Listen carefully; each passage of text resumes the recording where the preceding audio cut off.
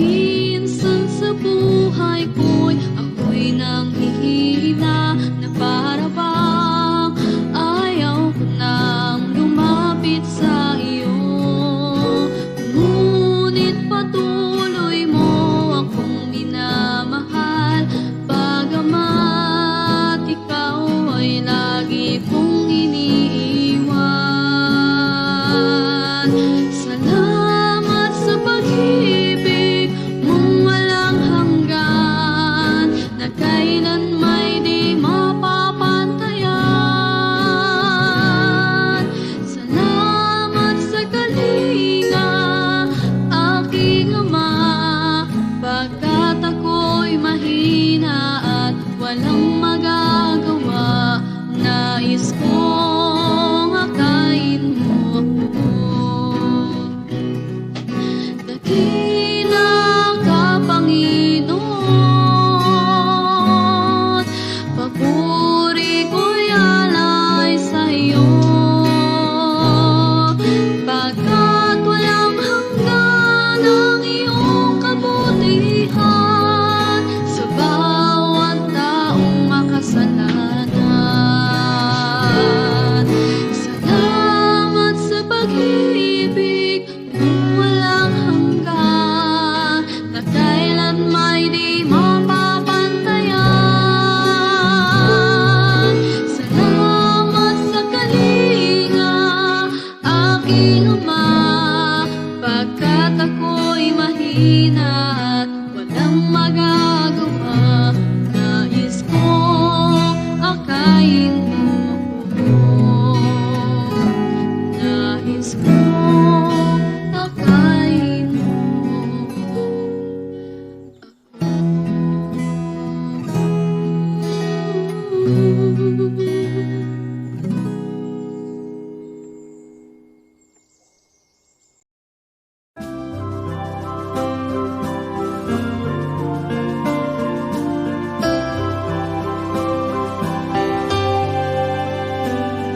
I hear the voice of Jesus calling.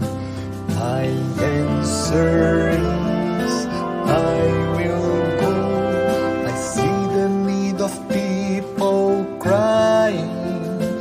My answer is, I will go. I go to share the message of love.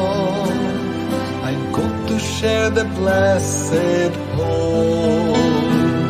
But if I get discouraged, I call to Jesus' help, because I have decided I will go.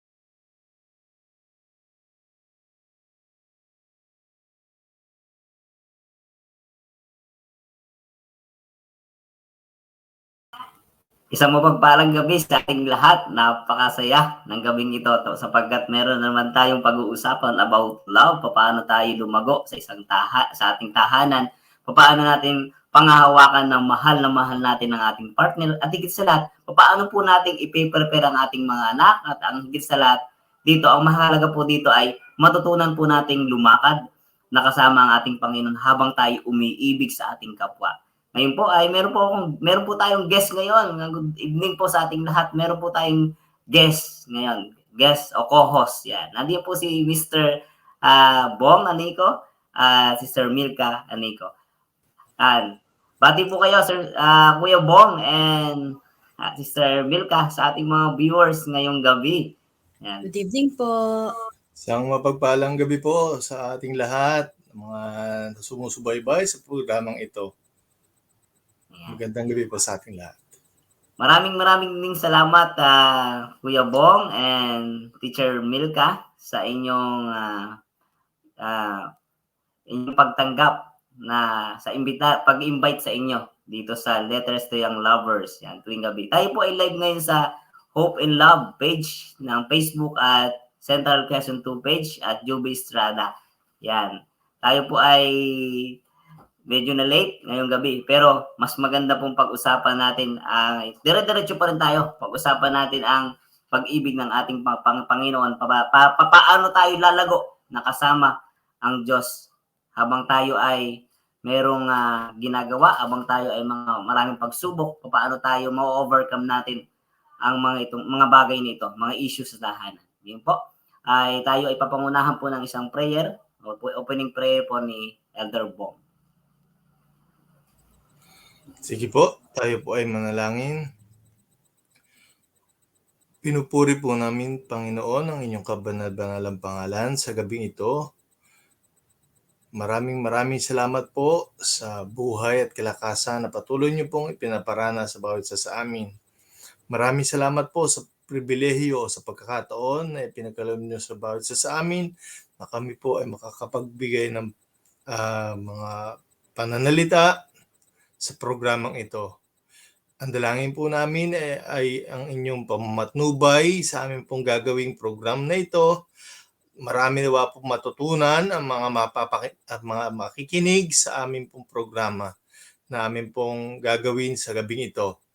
Magbigay po kami ng inspirasyon sa mga makakapakinig at sa mga kabataan at sa mga nagpaplano pa na magkaroon sila ng pamilya na nakasentro sa inyo bilang aming pong tagapagligtas. Ang kapayapaan na maghahari simula sa pasimula hanggang sa matapos po ang aming programang ito, hinihiling po namin hindi sa kami karapat-dapat, kundi alang-alang na po lahat sa pangalan ng aming Panginoong Jesus. Amen. Amen. Amen.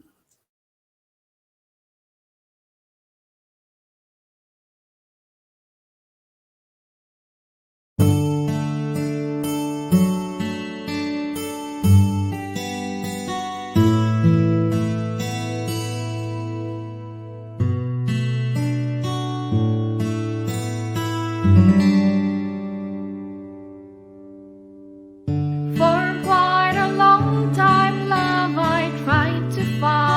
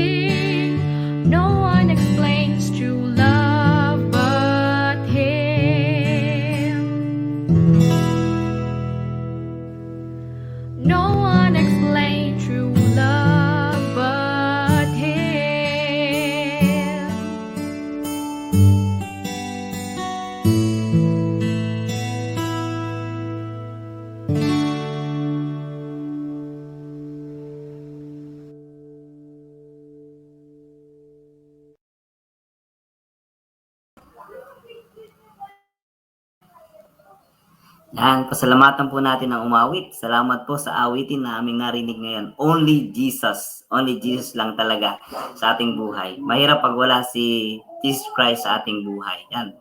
Sasapit na December na, no? Talagang kilala na si Jesus Christ ngayon.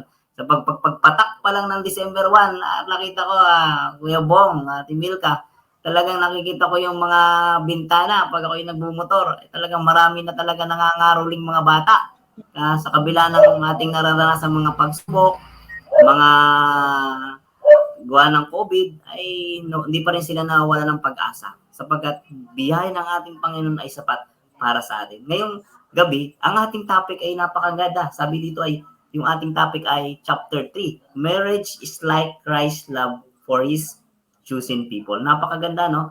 Na ang isang palang pagpapakasal o isang marriage o pag-aasawa, o dapat pala unahin nating maging asawa ang ating Panginoon, no? Yung katulad ng karakter ng ating Panginoon dapat ang hinahanap dito, kundi yung may pag-ibig tayo nakasama ang ating Panginoon pagtalap. Ang tunay na pagmamahal pala, Kuya Bong at Sister Milka, yung kasama si Kristo, nagmamahalan. Yung pala yung true love. Kaso ang mahirap dito, pag hindi mo kasama si Kristo sa pagmamahalan, maraming problema.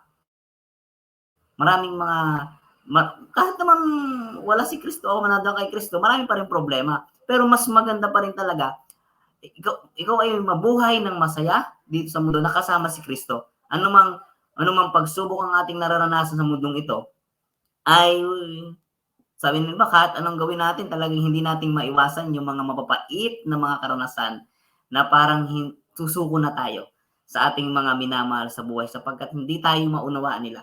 Pero itong Kristo na ating pinaglilingkuran ay siya talaga ay matiisin para sa atin. Sabi pa nga dito sa Isaiah chapter 54, kabanata 54, talatang 4 at 5. Sabi dito, huwag kang matakot sapagkat ikaw ay hindi mapapahiya o malilito ka man sapagkat hindi ka malalagay sa kahihiyan sapagkat iyong kalilimutan ang kahihiyan ng iyong kabataan at ang pula sa iyong pagkabao ay hindi mo maalala pa. Verse 5, sapagkat ang may lalang sa iyo ay iyong asawa. Ang Panginoon ng mga kubo ay kanyang pangalan at ang banal na Israel ay iyong manunubos, ang Diyos ng buong lupa at tatawagin siya. Una, ang sabi ng ating Panginoon, huwag tayong matakot pag tayo ay magmamahal. Huwag tayong matakot kasi is a free. Ibig sabihin ay is a gift ng ating Panginoon. Gift na tayo ay walang ahadlang sa atin. Sino ka namang pwedeng humadlang sa isang pag-ibig, nagpaggagawa tayo ng pag-ibig, ay walang makakahadlang doon. Hindi natin kayang ipako o hindi natin kayang ipadlak ang pag-ibig. Yan ay malaya na nagagawa ang pagmamahal sa ating kapwa. At pag meron tayong pag-ibig, maganda yung hininga, maganda yung pakiramdam, nakakaalis ng stress. Yan. Ibig sabihin, is so free.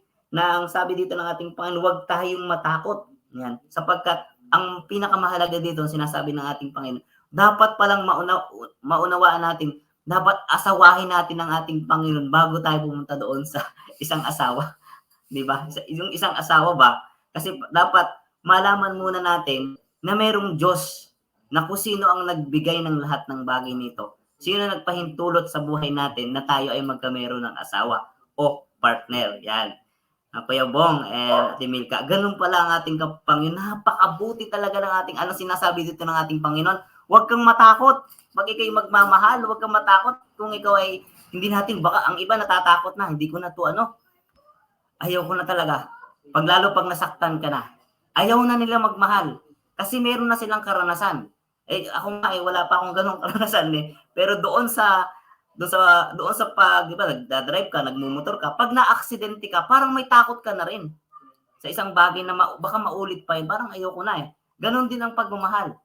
Na, ganon ba yung Diyos na pinaglilingkuran? Parang ako palalo pag may dumadating mga pagsubok sa ating buhay, na sisisihin natin ang Panginoon. Ayoko na, natatakot na akong manalangin, parang kung ano pa mangyari at namatay na ngayon. Diba?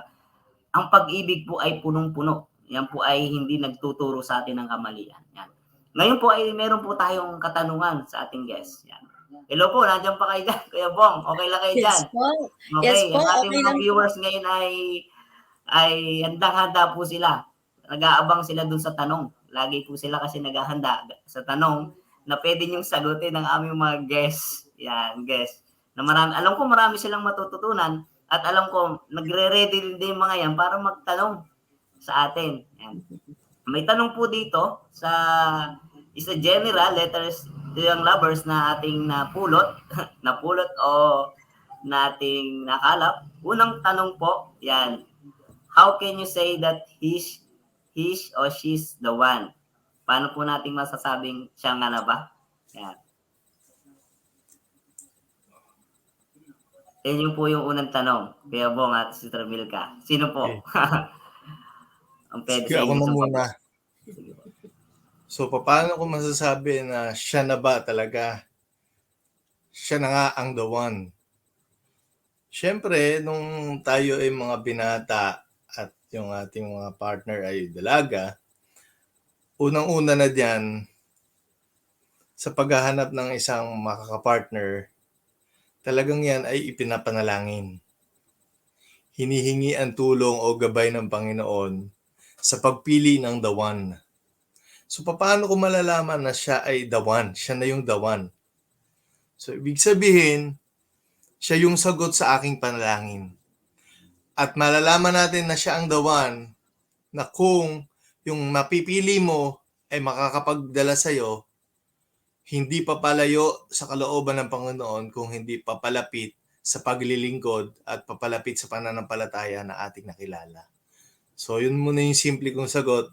Paano ko nalalaman na siya ang the one?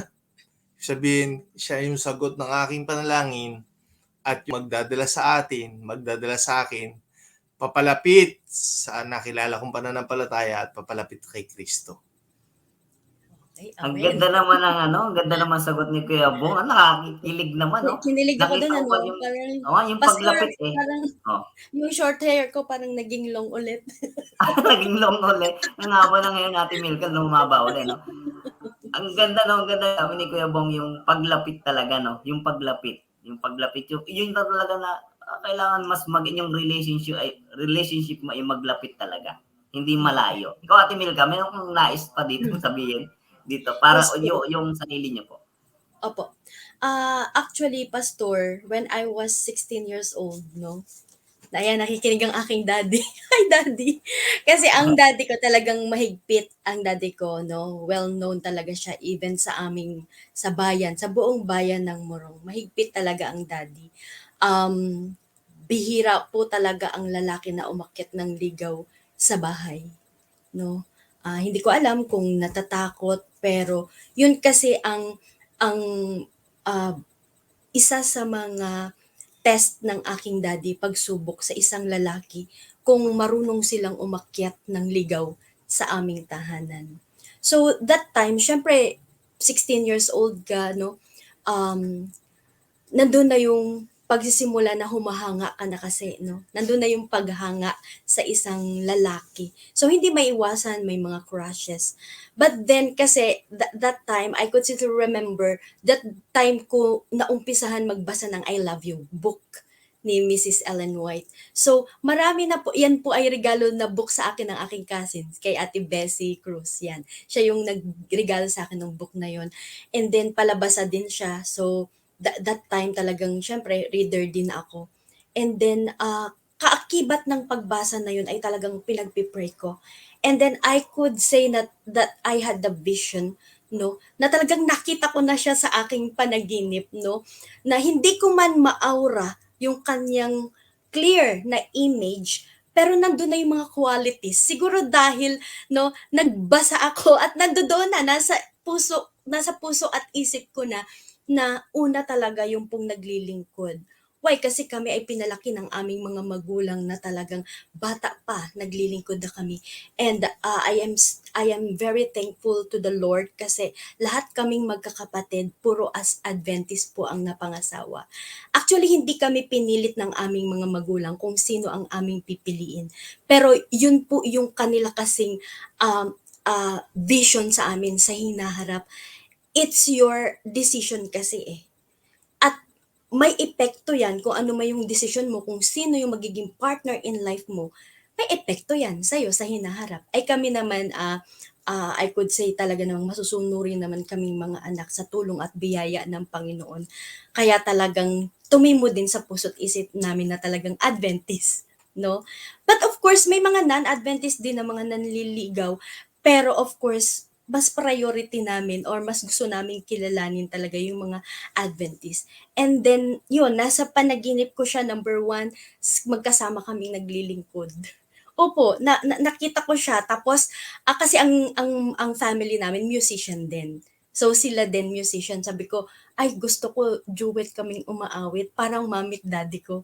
No? Parang hindi naman nandun yung desire kasi ng puso mo. And then, sabi ko, enough na yon. Sabi ko, bonus na lang yung iba. No? Okay na yung sa spiritual life, yun yung pinakamataas na aspeto ng kanyang buhay. Yung pagiging pogi, no, yung makatapos ng pag-aaral siguro sa isang lalaki, ano na yun additional na yun, bonus na lang yun. Pero para sa akin po kasi, sa future yun ang inisip ko. Since kami ay sama-sama, kaming family, no, Vargas family, noong ang aking pamilya na pinanggalingan, kami naglilingkod, nakita ko yun sa aking mga magulang.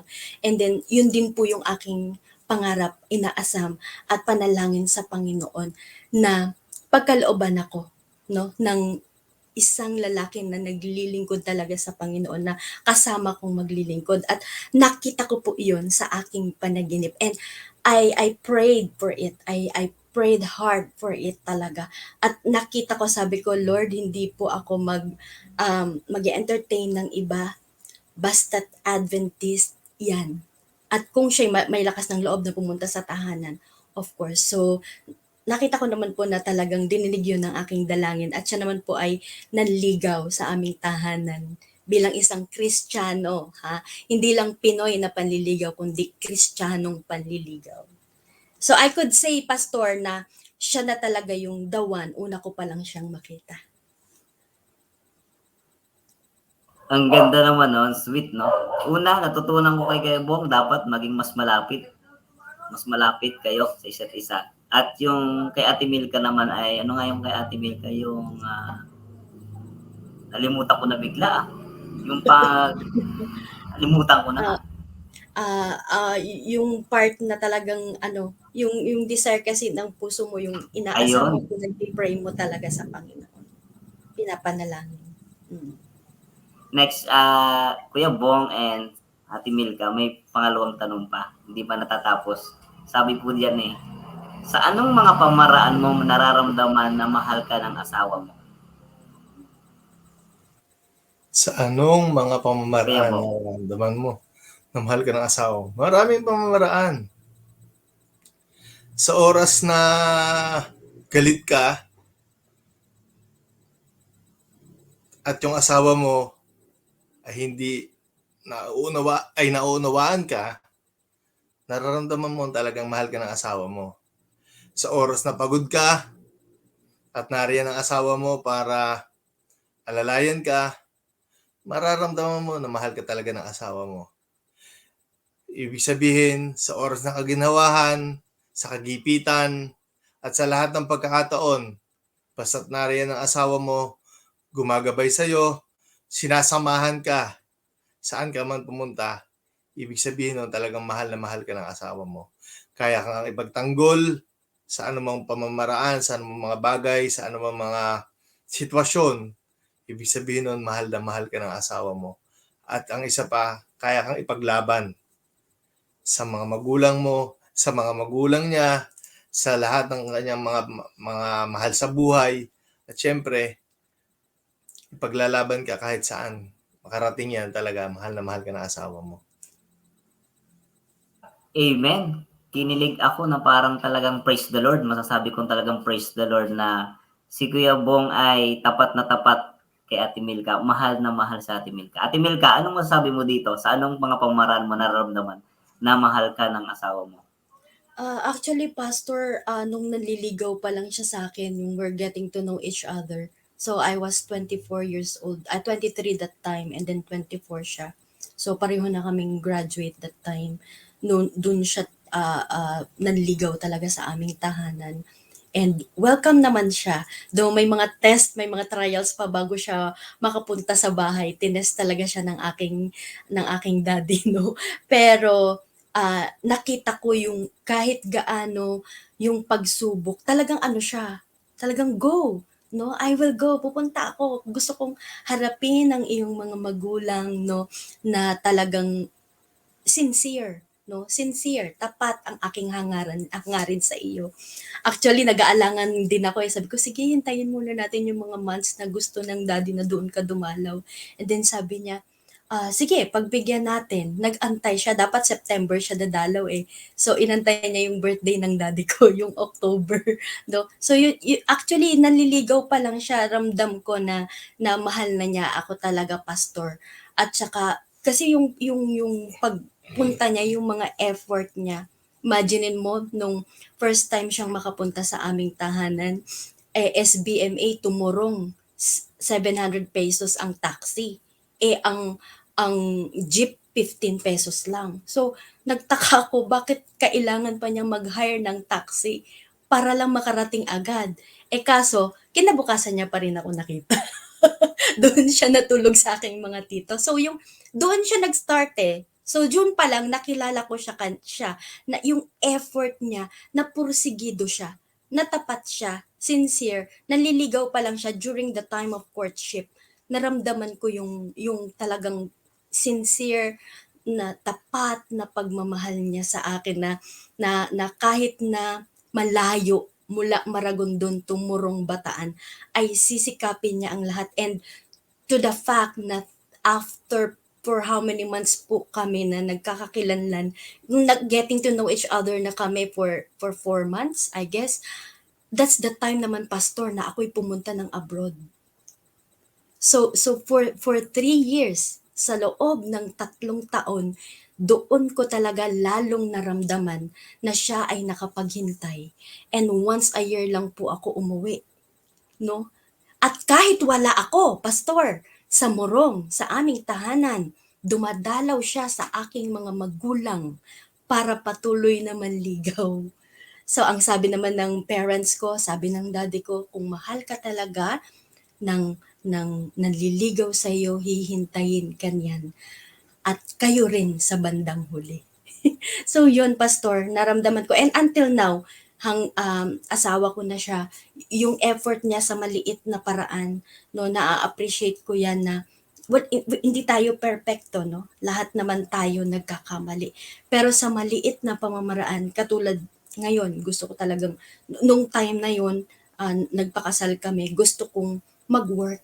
Ano siya, supportive. Sabi niya, sige mahal, kung gusto mo talagang magtrabaho, yes. Kasi passion ko talaga ang teaching. Continue, no? Ituloy mo yan. So, nakita ko, naramdaman ko talaga na kung ano yung makapagpapasaya para sa akin, no? Dahil mahal niya ako, he's willing to support because of love.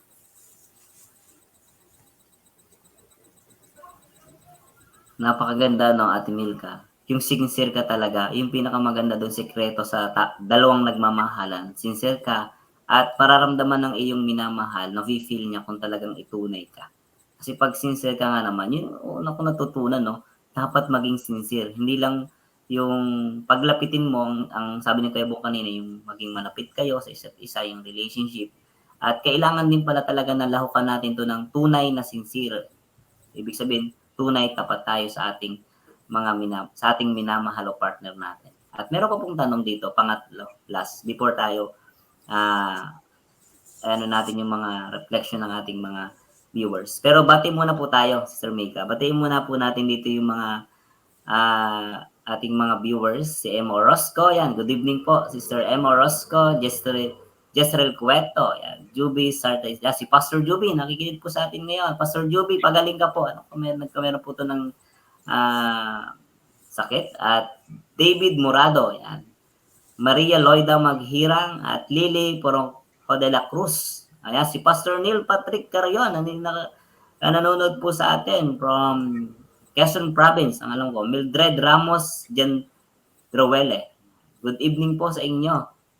Sumusubaybay po ng Letters to Young Lovers. At si Lordres de la Vega. Shout out po Ate Lordres. Lourdes ba?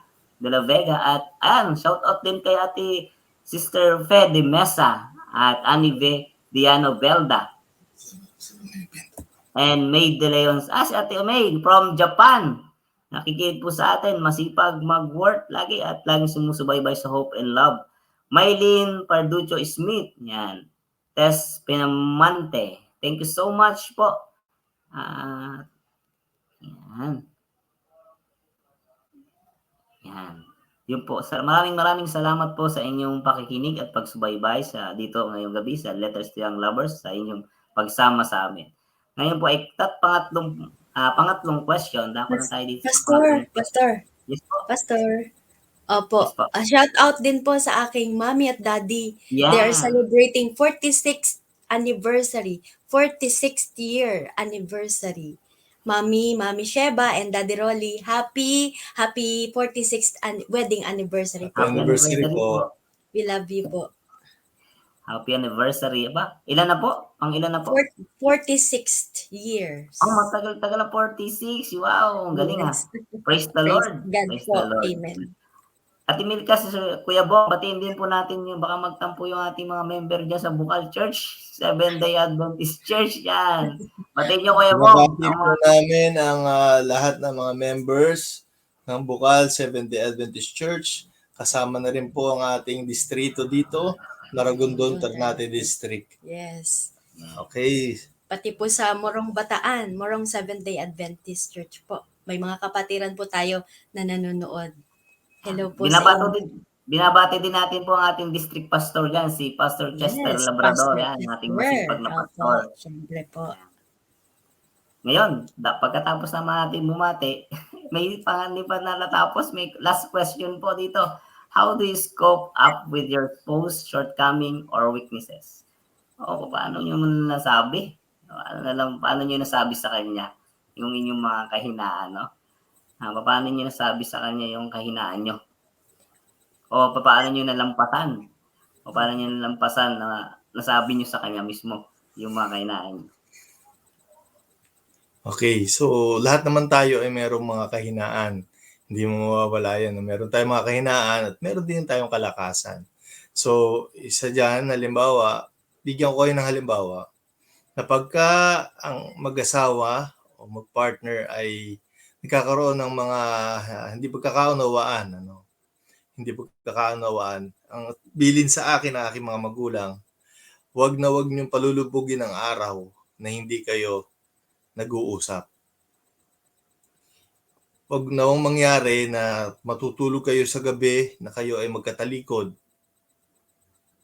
Yung mga ganung bagay. So, kinakailangan bago lumubog ang araw, kayo ay magkaroon ng pag-uusap, pag-usapan ninyo yung mga kahinaan ninyo, and then paano kayo mag-meet sa gitna, paano kayo magkakasundo. Kasi syempre may mga bagay naman na talagang hindi kayo mapagkakasunduan. Pero meron din bagay na kung saan doon kayo magkakasundo. So doon kayo mag-focus doon sa mga bagay na kung saan doon kayo magkakasundo. At isa pa, sabi nga, kung mainit ang ulo ng iyong asawa babae, ikaw na asawa mo lalaki, matuto kang tumahimik. Hayaan mo lang siya magsalita. At syempre, mapapagod din yan. Pagkatapos na magsalita, pagod na yan, saka ka ngayon magsalita. Tanungin mo, ano ba yung problema? Paano ba natin ito masusolusyonan? Paano ba natin ito mapapagkasunduan? Kasi pag sinalubong mo ang init ng ulo ng iyong asawa at sasalubungin mo rin ang init ng ulo, walang mangyayari. Hanggang sa matagpuan ninyo inyong sarili na hindi na nagkakaunawaan, baka mag-lead pa yon ng tuloy ang paghihiwalayan. So, ang sabi nga, how do you cope up with your spouse shortcomings? So, ibig sabihin, ang pinaka-goal natin dito, yung pag-uunawaan, yung pag-iintindihan sa isa't isa. At sabi nga dyan, kailangan magkaroon kayo ng third party sa inyong relationship. baka ma-misinterpret ako. Sino yung third party? Ang pinaka-third party dapat ng ating relasyon ay ang ating Panginoong Jesucristo. Wala nang iba. Nasa gitna siya, tapos nasa itaas, tapos kayong dalawa, parang triangle eh. Kayong dalawa nandito sa dalawang sulok. Tapos ang Panginoon nasa itaas. So siya yung magkokontrol sa inyo, siya yung maghahawak sa inyo, siya yung merong control sa inyong relasyon. So sa pamamagitan nito, yung kung meron man tayong mga weaknesses tsaka mga shortcomings sa isa't isa, matututunan natin itong mahalin. Matututunan natin itong tanggapin. Kasi kaya mo nga siya minahal, hindi dahil siya maganda, hindi dahil siya ay talagang perfect, hindi. Dahil siya ay mayroong mga kahinaan at doon mo siya paghuhugutan ng kalakasan na mamahalin mo siya ng lubos at tunay sa iyong buong puso. So yun lang, Pastor Joses, ang aking masasabi.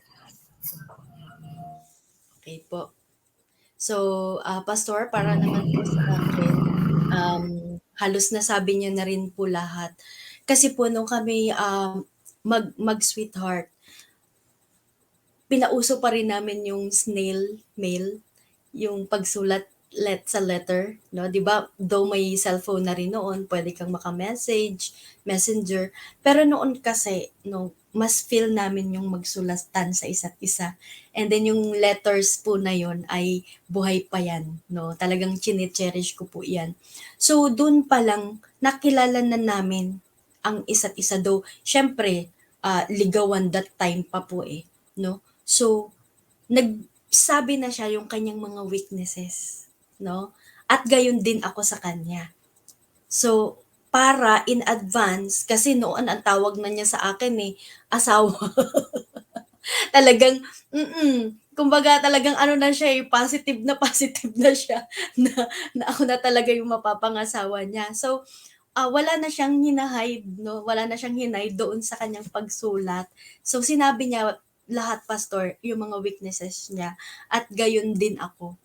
No? So, as time went by, hanggang kami ay nag-decide na mag-asawa. So, hindi talaga perfect, no? Ang relasyon. Talagang nakita ko kung ano yung isinulat niya doon. Unti-unti ko siyang nakilala. Ay, totoo nga, no? Talagang ako din, ganun, no? Siguro yung pastor, isa sa mga madali kang makakope up is yung acceptance. No? Yung acceptance talaga kung ano yung mga shortcomings, kung ano yung mga weaknesses ninyo bilang mag-asawa. So, kasi ako, hindi talaga ako perfect.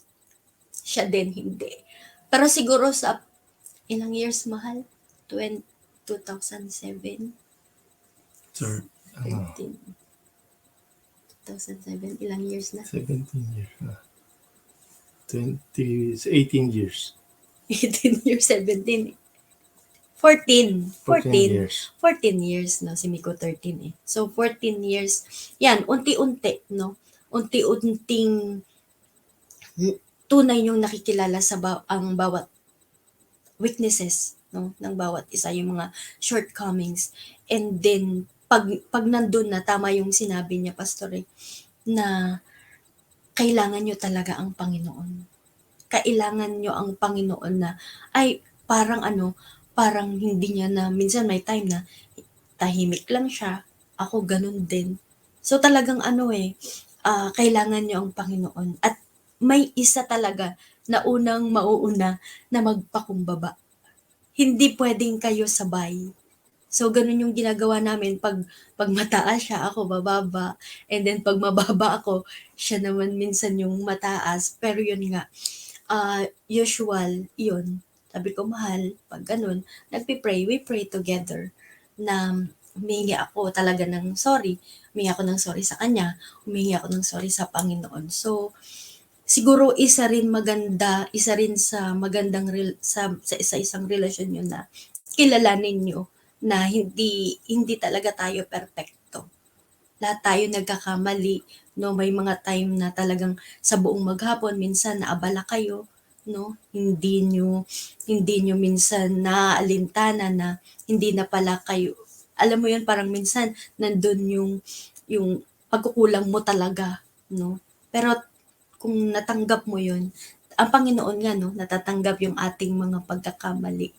Why not yung pagkakamali ng ating asawa na talaga namang tunay tayong minamahal. So yung pagmamahal mula sa Panginoon, talagang inaano niya itinatanim niya sa ating mga puso, lalo yung pagpapatawad. So isa rin yun. So how do you cope up?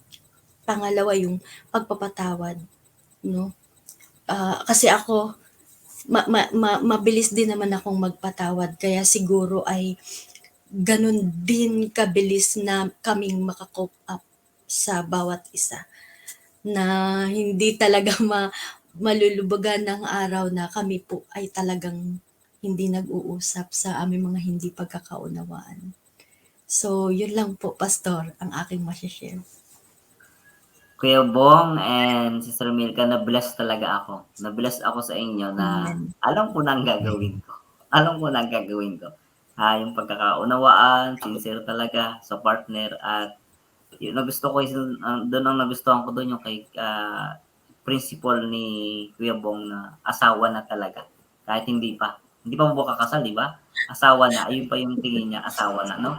Ang ganda kasi na, uy, advance ka na, pero talagang mahal na mahal ka talaga, Ate Milka. At ngayon naman po ay, ano po naman po ang masasabi nyo sa ating mga viewers na maaaring nakakaranas po ngayon ng mga pagsubok na sa tahanan na nag-aaway sila, may mga conflict na hindi magkaunawaan, yung mga meron mga kabataan na nag-iisip sila na ano bang gagawin nila sa kanilang future, ang naghahanap sila ng isang guy para sa kanila.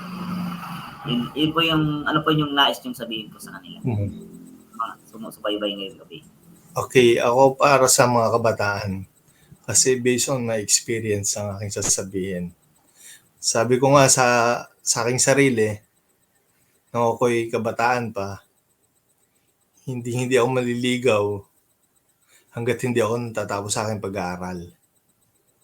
So, ibig sabihin sa mga kabataan, magtapos muna kayo ng pag-aaral sapagkat ang paliligaw o ang pagpahanap ng mga partner sa buhay, madali na yan pagkat nakatapos kayo ng pag-aaral.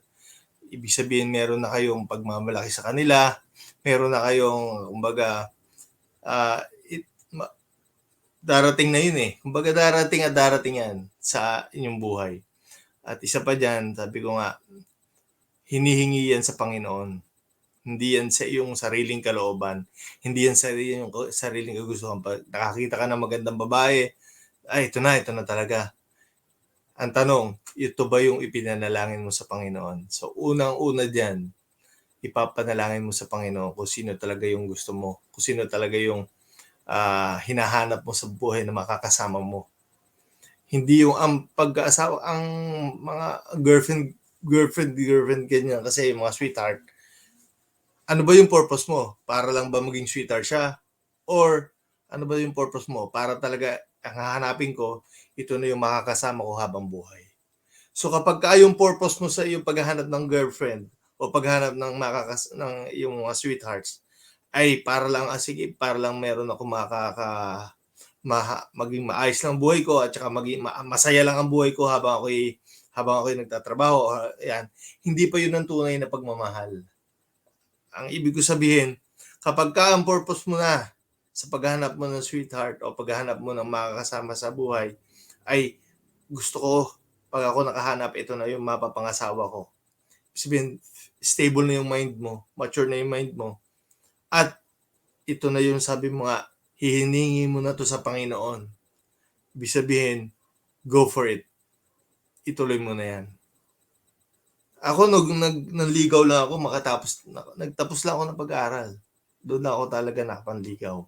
Kasi sabi ko nga sa sarili ko, kailangan makatapos muna ako ng pag-aaral bago ako manligaw o maghanap ng makakasama ko sa buhay. Kasi next stage na yun eh. Una mo ng stage, pag-aaral mo na. Tapos yung sunod na stage, yung paghahanap na ng makakapartner mo sa buhay. So ako, ang aking payo sa mga kabataan, huwag kayong magmadali. Mag-aral muna kayo, and then pag nakatapos kayo ng pag-aaral, nakapagtrabaho, tumulong sa inyong mga magulang, kasabay ng kahit papaano paghahanap na ng gusto nyo na makakasama nyo sa habang buhay sa inyong pag-aasawa. So yun, siguro si Milka doon naman sa mga payo doon sa mga partners na nakakaranas na ng mga pagsubok habang sa kanilang pagrelasyon. Okay po. So, para po sa akin, no, unang-una talaga, kasi actually may stages talaga ng ating buhay.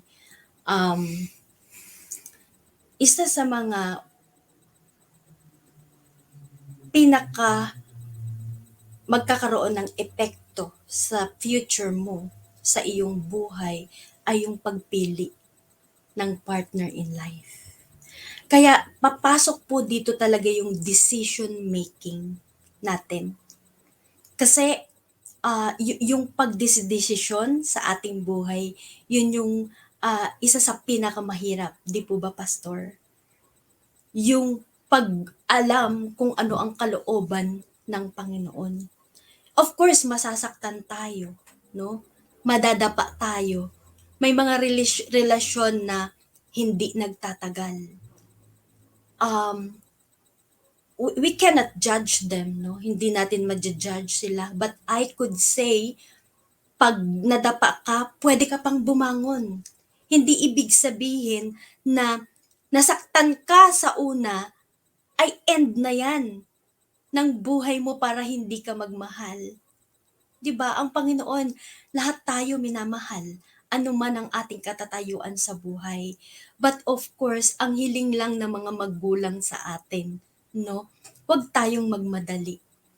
If tayo ay lalakipan natin ng panalangin, pananampalataya sa Panginoon, na ipagkakaloob talaga sa atin ang right partner in life, na babae man yan o lalaki sa ating buhay, ay talagang pag kinilala natin ang kalooban ng Panginoon, ipagkakaloob niya ito, Pastor. O, kasi personally, no, sa aming karanasan, sa prinsipyo, love is not a feeling, but it's a principle. Hindi po ba? Isa itong prinsipyo na kung ikaw ay mag-entertain, no, ng mamahalin mo, yes, go on lang. Pero alalahanin din natin yung mga payo ng ating mga magulang. I could say, no, sa mga kabataan, kapag ang magulang hindi naghahangad ng masama para sa ating mga anak, ipinagpipray tayo niyan ng ating mga magulang, no? Pinagpipray tayo niyan kasi gusto nila masaya din tayo sa hinarap. Akala ng mga kabataan pinaghihigpitan sila, pero hindi po, no? Hindi, deep inside their hearts gusto nila na ikaw rin ay mapabuti. Mapabuti yung pagpili mo, no, ng iyong partner sa buhay sa hinaharap. Kasi sila rin yung number one na masasaktan, ang mga magulang, at higit sa lahat ang Panginoon. Kaya kung tayo ay may communication sa ating Panginoon, hihilingin natin sa Kanya, Lord, ito po ang lalaki na minamahal ko, ito po yung babae na minamahal ko, ipinagpipray. Pero kung talagang may mga ways ang Panginoon na hindi talaga kayo para sa isa't isa, no? Hindi talaga kung hindi uukol, hindi bubukol. No, talagang ganon. Totoo yung kasabihan. Pero doesn't mean na end na ng buhay mo para hindi muling magmahal. Masarap magmahal, Pastor. Lalo't higit kung ito na, siya na talaga ang para sa iyo. At sa mga asawa na maaaring maging failure para sa atin ng pag-aasawa, no? Para po sa amin, no, may mga ganyang sitwasyon. Para sa akin, always remember God is good, no? May inilaan ang Panginoon para sa iyo. He is the author of our life. Hindi man ngayon, hindi man natin nakikita sa ngayon, pero para sa atin, sa hinaharap, alam ng Panginoon totoo ang makabubuti para sa atin. Lagi lang tayong manampalataya, ipanalangin natin ito sa Panginoon, no? Hindi man niya love o kahit sa trabaho, no? Talagang gagawa siya ng paraan. He will make a way and you will find the true love. And for me, the true love, ano man ang mangyari sa inyo ng partner in life mo, ang true love pa rin natin nanggagaling ng tunay na pagmamahal natin ay mula sa Panginoon. Wala nang iba. So yun lang po. God bless po sa mga kabataan, sa mga may asawa na patuloy lang tayong magmahal. Masarap pong magmahal. Salamat po Kuya Bong and Sister Milka, talagang na-bless ako. Marami akong natutunan po sa inyo na talagang napakasarap talagang magmahal lalo pag nakasentro ang ating Panginoon. At higit sa lahat, ang maganda dito, dinadagdagan ito ng karanasan sa atin araw-araw at yung karanasan ang siyang humuhubog sa atin para magtiwala sa ating partner. Gusto ko nang basahin po dito isang reflection dito ni Kuya Lito from San Pablo, Laguna, isang elder din po doon. Sabi po dito ay, sabi ng wife ko, ipinapanalangin niya ang gusto niyang maging husband. I was overwhelmed. Ako pala yun. Yun, nuts naman, Kuya Lito. Nuts, yan. Sabi po pa dito ay, thanks sa ating mga speaker and God is good talaga. Yan. At Amen. from Bataan, nanonood po dito si Opelia, Bantugan, Aragon. Sabi niya po dito ay, good evening po sa lahat from Aragon family of Morong Bataan. Talaga namang nakikinig pa sa Tita atin ang layo Opel. niya, no? Yan. Kami po ay live ngayon sa Cavite. Yan. Under of Maragondon, Cavite. Live po tayo sa Maragondon, Cavite. Yan. Yan. Before po tayo dumako sa closing prayer, si Sir Milka and Kuya Bong, ay makarinig muna po tayo ng isang awitin na ang bubuhat kay Ina Cueto. Send me.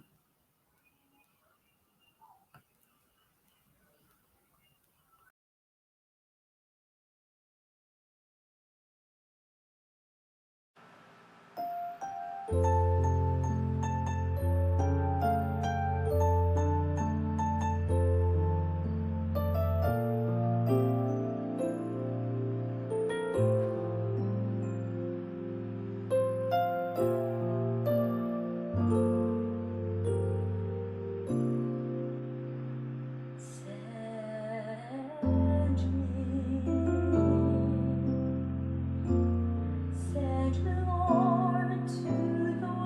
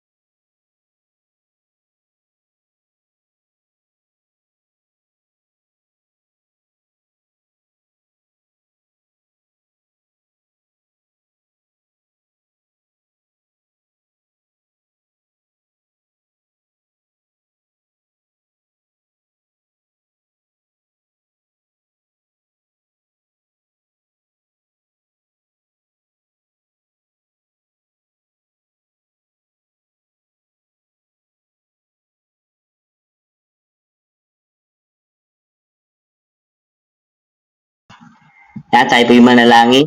Meron po ng interrupt. Panginoon naming Diyos na makapangyarihan sa lahat, salamat po sa pagkakataon na kayo ay nariyan para sa amin. Na napag-aralan namin ang inyong mga mensahe na dapat kaming tapat sa aming partner at yung magiging partner man namin, Panginoon. Salamat po, Panginoon, sa mga kaalaman, karunungan na aming natutunan sa inyo. Kayo po ang purihin at kayo po ang sumentro lagi sa aming anumang gagawin namin at ang pag-ibig nawa niyo, Panginoon, ang siyang manguna sa buhay namin. Salamat po, Panginoon, ng marami sa aming mga natutunan. Ito be blessing sa amin at napakapalad po namin sapagkat narinig namin ang mga magagandang mensahe. At ganoon din po si Sir Milka, Sir Bong, pagpalain nawa, Panginoon, sila sa kanilang araw-araw na pamumuhay. Patuloy na sila iingatan at pagpapalain, Panginoon. At higit sa lahat ng kanilang mga anak, ang patuloy na lumaki na may takot sa inyong Panginoon. Salamat po sa pagdinig ng aming panalangin. Sa pangalan ng aming Panginoong Hesus. Amen.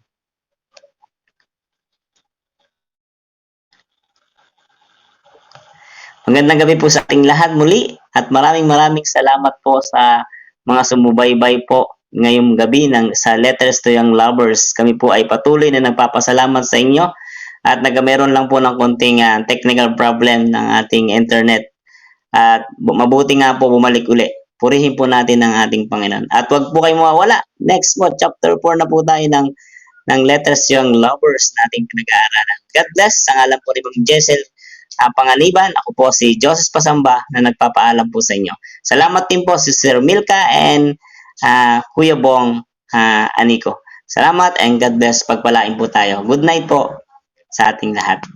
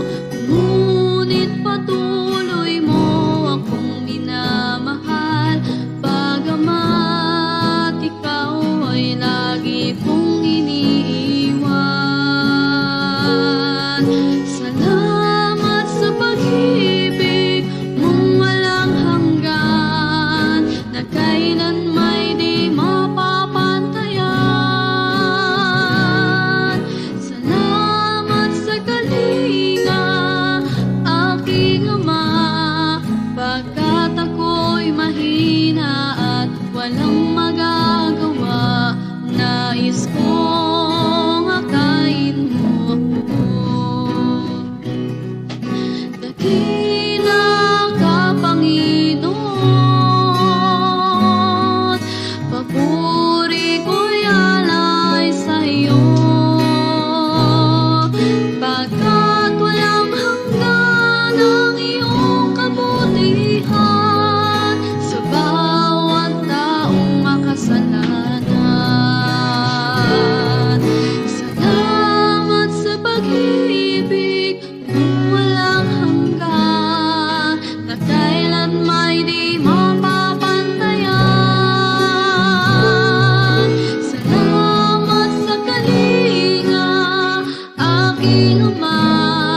Pagkat ako'y mahina at walang magagawa, nais kong akayin mo ako.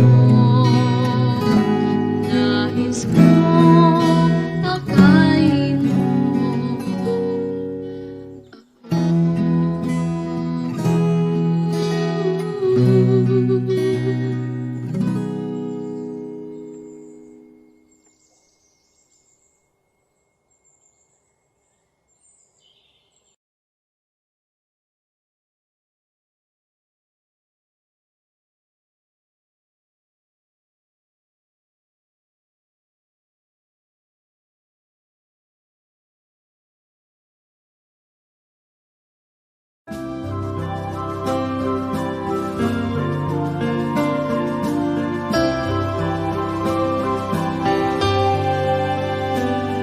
I hear the voice of Jesus calling. My answer is, I will go. I see the need of people crying. My answer is, I will go. I go to share the message of love. I go to share the blessed hope. But if I get discouraged, I call to Jesus' help, because I have decided